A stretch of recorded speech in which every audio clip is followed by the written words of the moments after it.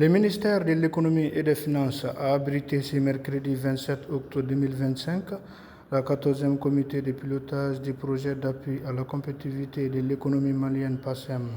La cérémonie d'ouverture a été présidée par le secrétaire général Abdoulaye Traoré en présence des administrateurs.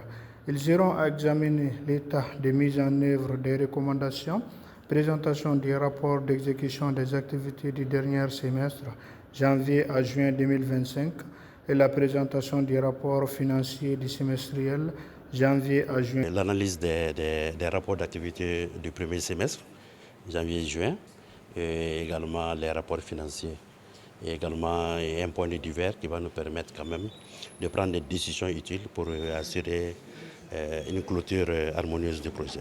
Le point saillant, c'est que, comme l'a dit le secrétaire général, la dernière session du comité de pilotage, on avait quand même constaté un retard très énorme par rapport aux activités. Mais ce semestre nous a permis de faire un bon qualitatif et que nous comptons maintenir d'ici la fin. Donc nous comptons quand même si les 100% des décaissements ne seront pas possibles, mais on aurait quand même à faire un taux acceptable pour cette fin de projet. Le point de satisfaction, c'est que c'est un projet d'appui institutionnel, un projet de gouvernance. Qui parle de projet de gouvernance parle de renforcement des capacités. Donc ce n'est pas en termes de réalisation d'infrastructures que nous serons, mais il s'agit d'identifier un certain nombre de budgets au niveau des structures bénéficiaires qui permettent d'être performants au sein de leur organisation. Donc nous savons qu'aujourd'hui, quand même, il y a beaucoup de formations qui ont été faites, beaucoup d'études qui ont été faites. Nous sommes en train de faire aujourd'hui, par exemple, une étude pour la modernisation pour une étude pour la mise en œuvre d'un abattoir moderne à Sekasso. Nous sommes en train de réaliser également une étude pour la réalisation centrale solaire de 100 MW à Moti. Nous venons de doter hier seulement.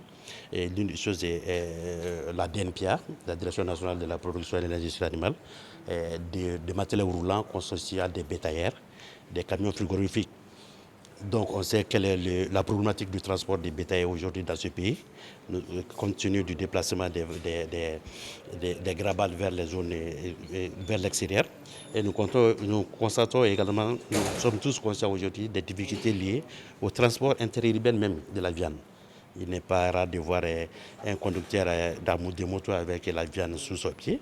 Nous sommes en train de trouver des solutions. Aujourd'hui, on a acheté 4 camions frigorifiques qui vont assurer et des motos tricycles qui vont faire les décharges des marchés environnants. Donc j'insiste encore là-dessus, compte tenu du fait qu'il nous reste juste quelques mois.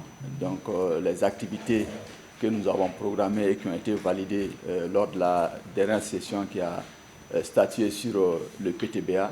Donc c'est extrêmement important qu'on se donne tous les moyens nécessaires afin qu'au 31 décembre, ces activités qui ont été programmées puissent être réalisées. Et quand nous regardons aujourd'hui le taux de décaissement du projet, on est à peu près à 42%. Pour un projet qui doit finir bientôt, je dois dire que c'est très faible. Donc nous devrons performer davantage afin que toutes les activités, en tout cas qui ont été programmées dans le PTBA 2025, puissent être réalisées.